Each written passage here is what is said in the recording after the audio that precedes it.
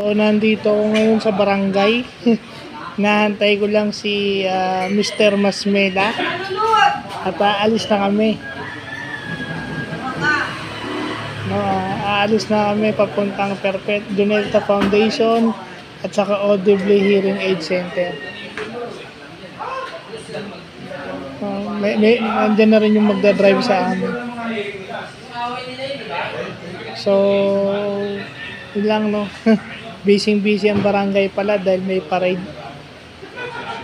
May parade sa yung nutrition month. So, inaantay ko lang si Rogelio Masmela at aalis na. Para gusto ko na rin umuwi ng maaga. Gusto ko nang makauwi ng maaga at siyempre makabawi ng tulong. No, hindi pa rin ako nakabawi-bawi.